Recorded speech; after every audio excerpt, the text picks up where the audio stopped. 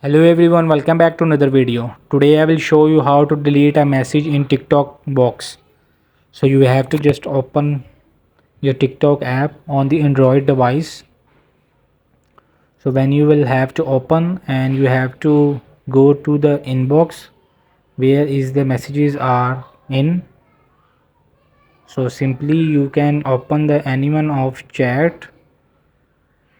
So I will click to the randomly. So I will hold it this heart icon, it is message, so I will remove it and there is the delete option. So you have to click to the delete option.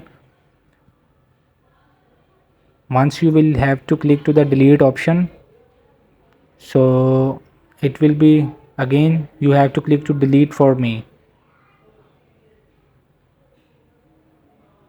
So you see it will be delete message. So this is how to delete message inbox of TikTok. Hope this video helped you. Please don't forget to like and subscribe and get notified for more videos.